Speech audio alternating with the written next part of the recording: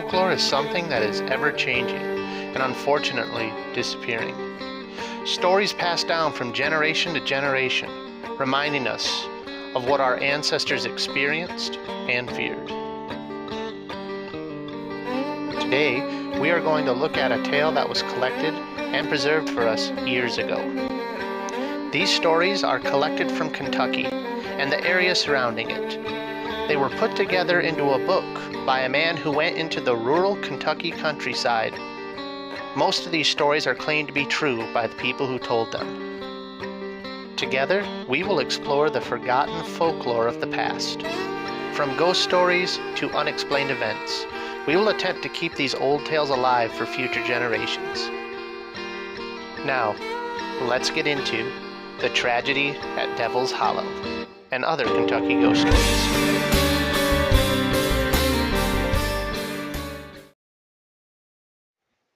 Hi everybody, I'm Hopeful American. I'm just here to read over some old folklore and ghost stories that I came across in a book, actually, that I got quite a while ago. It was written in the 70s, so I'm pretty sure not a ton of these are well known anymore, but I just wanted to go over this, do some reading, get it out there. This is obviously my first time really making a professional video on YouTube, so the quality's not the best. I apologize for that, but this is something I've wanted to put out there and talk about for a while, so I figured, why not? Now, the fellow who wrote this book was Michael Paul Henson. I got him up there on screen. He was an interesting guy. He wanted to travel around the country collecting ghost stories and folklore and saving that stuff, and according to his book here, everything that he put down, he collected from newspapers or people he talked to in person. And let me tell you, Kentucky was just chock full of stuff. And not just ghost stories like you'd expect. Those people down there told him some very interesting things.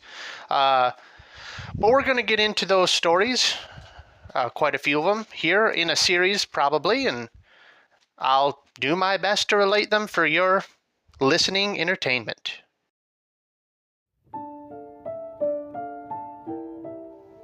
There is an unusual beech tree in western Kentucky. Unusual in that it is alive, but no leaves will grow from its branches. Legend has it that this tree is enchanted because 3 innocent young men were hanged from its limbs. This story has never before appeared in print, and only a few people have ever heard it told before. In 1899, a time when most of Kentucky's notorious bad men were either dead or locked away for life, there were still a few outlaws hiding out among the cane brakes along the Ohio River in western Kentucky. 2 among them were the brothers Sam and Levi Jackson. For years, their gang had robbed, stolen, counterfeited, and otherwise perpetrated about every evil deed imaginable. Following one of their nefarious deeds, the Jacksons would usually head out for the river. Here they would either hide out in the cane brakes or take a boat downriver. They would lie low until things quieted down. Then they would return to their old haunts. Finally, their activities reached such an outrageous proportion that local citizens formed a vigilante group in an effort to rid the neighborhood of the scoundrels. A family living on a small farm across the Ohio River in Illinois was destined for a principal role in the unfortunate drama that was soon to follow. The 3 young men were on the riverbank fishing when Sam, Levi, and several other members of his gang came downriver. Spotting the young fishermen, the Jacksons put their boats into shore where they took the youngsters hostage. Sam, the ringleader, had planned to rob a nearby bank, and he reasoned that he could lay the blame on the 3 innocent boys. At gunpoint, the outlaws forced the teenagers to drink whiskey until they were barely able to sit on a horse. All 3 young men were placed on horses which the gangs had waiting. The gang members then mounted their horses, surrounded the young men, and herded them towards the rendezvous point outside the town where the robbery was to be committed. When the band arrived at the appointed place, Sam ordered one of his henchmen to stay behind with the boys while the rest went on into town. The plan was for the outlaws to return after the bank robbery, put some of the stolen money on one of the boys, whipped the youngsters' horses into a run in one direction while the gang escaped in a different direction. The idea was that the vigilantes would chase the young men instead of the real villains. Under most circumstances, such a plan would not have worked. The vigilantes would have realized that the young men were too drunk to have successfully robbed a bank. Again, fate stepped in. The robbery had taken longer than the outlaws had expected, and the boys were beginning to sober up by the time the robbers returned.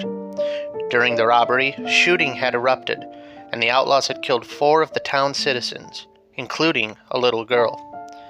According to the plan, the outlaws came galloping back. Sam threw a pair of money bags across the saddle of the oldest brother as their guard whipped the boys' horses into a run. Scarcely knowing what was going on, the oldest of the 3 brothers galloped on ahead, yelling for the other 2 to follow him towards the river. Abject fear was working to sober the young men in a hurry. As they ran, the boys prayed they would be able to reach the river and swim the horses across before the vigilantes could overtake them. When they realized they could not escape, they stopped their horses and were immediately surrounded by the angry townsmen. The oldest brother tried to explain what had really happened, but the vigilantes were in no mood to listen. Quickly, the mob located a tree. Ropes were brought out and nooses made. As the hangman's ropes were tossed over the limbs, the youths begged, screamed, and tried to explain, but to no avail. When the 3 were led on horseback to the tree and the ropes were placed around their necks, one of the boys managed to blurt out, "For God's sake, let us see our mother!" "You can see her in hell," one of the vigilantes shouted. With that, the horses were lashed, and a few seconds later, 3 young men's bodies dangled from a huge tree limb. Just as the 3 stopped struggling, the sky started turning dark, and the leaves started falling from the tree on which the boys were hanging. The leaves continued to fall until the tree was completely bare. One of the older vigilantes said, "Maybe we made a mistake. They don't look like outlaws, while one of them looks to be only a boy." The bodies were cut down. By now, the mob was beginning to calm down and return to their senses. They examined the bodies for identification. Imagine their feelings of inept sorrow and distress when they discovered that they had hanged 3 innocent young men. The townsmen placed the bodies on horses and rode downstream to a ferry, which crossed the Ohio to a point near the boys' home on the Illinois side. After the 3 boys were buried, the grief-stricken mother moved away. For years after the hanging, until the death of the last of the vigilantes, on still, damp nights, the sounds of galloping horses, cursing men, and pleading boys' voices could be heard at the sight of the still bare hanging tree. The sounds would last for a few frightening minutes, and then all would be quiet. Several months after the hanging, the true story of the robbery was learned from a captured member of the Jackson Gang. Author's note: this incident was kept quiet by the vigilantes and their friends. The story was not told to any outsider until 1949, when the last of the men who had taken part in the hanging died at the age of 90. Even now, I cannot disclose the real names of any of the vigilantes. The tree was still standing in 1975, but no leaves have ever grown on its branches since the day of the hanging. Okay, so that was the first story. I find this one very interesting because really, if you think about it, this isn't that outlandish of a story. This quite possibly could have been a retelling of an actual event, minus the enchanted tree part.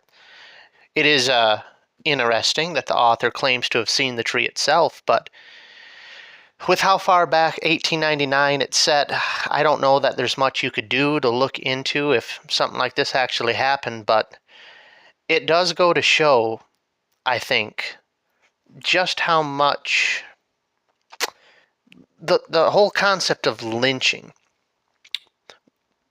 I always wondered if that was as common as the movies portrayed, but in a lot of these old stories, it is a central part.